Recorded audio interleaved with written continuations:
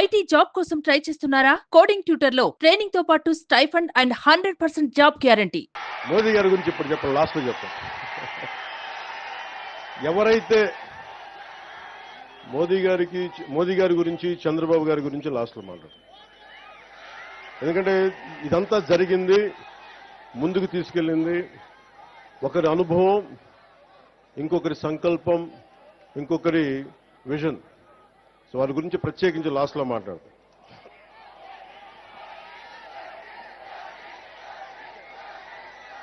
ఈ రోజున గ్రామ సభ అనేది చాలా కీలకం మనకి. మీరు ఓటు ఎలా అయితే వేశారో మీరు ఓజీయా నాకు అర్థం కాదు, మోడీ అన్నట్టుగా. సినిమాల గురించి సినిమాలను థియేటర్లో మాట్లాడుకుందాం. ఇక నేను సినిమాలని రాజకీయాలని చాలా ప్రత్యేకంగా చూస్తాను. సినిమాయే. రాజకీయం దగ్గరికి వచ్చేటప్పటికి నాకు దేశం ముఖ్యం సినిమాల కంటే కూడా, సమాజం ముఖ్యం సినిమాల కంటే కూడా, గ్రామ హితం ముఖ్యం నాకు సినిమాల కంటే కూడా. ఎందుకంటే గ్రామం అన్నం పెట్టే రైతు బాగుంటే అన్నీ బాగుంటాయి. అలాగే గ్రామాలు పచ్చగా ఉంటే దేశం పచ్చగా ఉంటుంది. అందరి దగ్గర డబ్బులు ఉంటేనే సినిమాలు ఆడతాయి. అందుకని ముందు గ్రామాలు పచ్చగా ఉండాలని కోరుకునేవాడు. అలాగే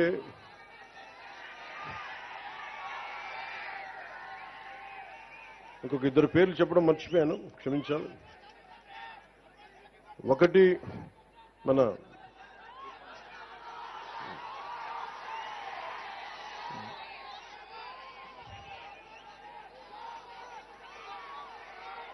రైల్వే కూడూరుని నియోజకవర్గం జనసేన గెలుపు కోసం ముందుండి నడిపించిన రూపానంద రెడ్డి గారికి నా ప్రత్యేక ధన్యవాదాలు, కృతజ్ఞతలు.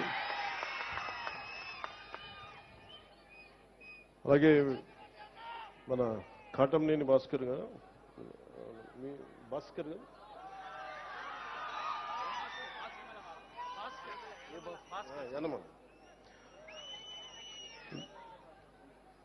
సీట్లు ఇచ్చేటప్పుడు చాలా కష్టం, అది చెప్పేసి సభలోకి వెళ్దాం.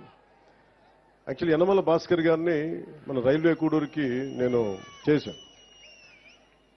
కానీ ప్రత్యేక పరిస్థితుల్లో కాదని మన ఆరవ శ్రీధర్ గారిని పెట్టుకున్నప్పుడు మనస్ఫూర్తిగా ఆయనకు సహకరించిన యనమల భాస్కర్ గారికి మనస్ఫూర్తిగా నా ధన్యవాదాలు తెలుపుకుంటున్నాను. ఇక్కడ నేను పార్టీ కోసం పనిచేసి ముందుకు వస్తామన్న వ్యక్తుల్ని నేను పోగొట్టుకునే వ్యక్తిని కాదు, మనుషుల్ని కలుపుకునే వ్యక్తిని తప్ప విడగొట్టే వ్యక్తిని కాదు, దూరం పెట్టుకునే వ్యక్తిని కాదు. సందర్భంగా తెలియజేసుకుంటాం. ఆ గ్రామాభివృద్ధికి ఏది ఎలా చేయాలంటే గ్రామ సభ చాలా కీలకం మనకి.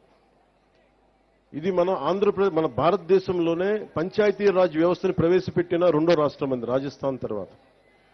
అంటే మనం అంత పంచాయతీరాజ్ వ్యవస్థని అంత ముందుండి తీసుకున్నాం మనం.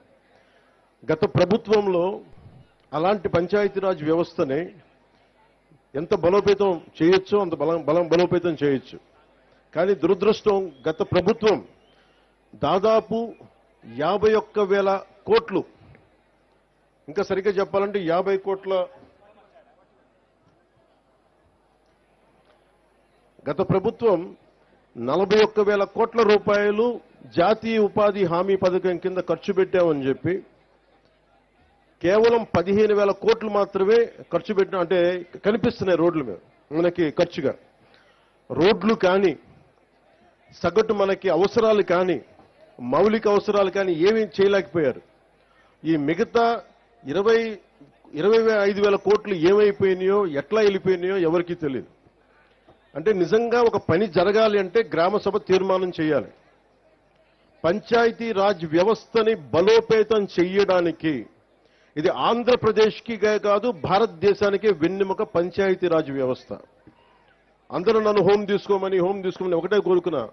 నేను అన్నా హజార్ అంటే పడి చచ్చిపోయాను చిన్నప్పుడు. మీకు తెలుసు, చిరంజీవి గారి సినిమా రుద్రవేణి సినిమా కూడా ఉంటుంది. అది అన్నా హజారే గారి ప్రేరణతో తీసింది. అంటే ఒక సర్పంచ్ ఎంత బలవంతుడంటే, ఎక్కడో మిలిటరీలో పనిచేసి రేలేగావ్ సిద్ధి, మహారాష్ట్రలో రేలేగావ్ సిద్ధి అనే గ్రామానికి వచ్చి అక్కడున్న పరిస్థితులు చూసి అందరూ మద్యానికి బానిసై అన్ని మనకి కనీసం నీటి సౌకర్యాలకు పొలాలు ఎండిపోతూ ఉంటే, గ్రామానికి అభివృద్ధి నోచుకోపోతుంటే ఆయన ముందుకొచ్చి ఆయన సర్పంచ్గా అయ్యి ఆయన ప్రారంభించింది వాళ్ళ రేలిగాం సిద్దిగే కాదు, మొత్తం దేశాన్నే కదిలించాడు. ఒక సర్పంచ్ కదిలించాడు. అది కూర్చోబెట్టి లోక్పాల్ బిల్లు కానీ, ఈ రోజున సమాచార హక్కు చట్టం కానీ, ఇవన్నీ ఆయన నాయకత్వంలో జరిగినాయి. అంటే ఒక సర్పంచ్ తలుచుకుంటే దేశాన్ని కదిలించగలిగే శక్తి ఉందనేది మన గ్రామాలు చూపించినాయి. అలాంటి 13,326 పంచాయతీలు కనుక బలపడితే, బలోపేతం అయితే, నిజంగా అభివృద్ధి దిశ వైపు వెళ్తే, మనందరం ఐక్యతగా ఉంటే ఆంధ్రప్రదేశ్కి ఎన్ని లక్షల కోట్లు వీళ్ళు అప్పు చేసిన అప్పులను తీర్చేయగలం. మనకు అంత శక్తి సమర్థత మనకు ఉంది. సుమన్ టీవీలో మీ పర్సనల్ అండ్ బిజినెస్ ప్రమోషన్స్ కోసం కింది నెంబర్కి కాంటాక్ట్ చేయండి.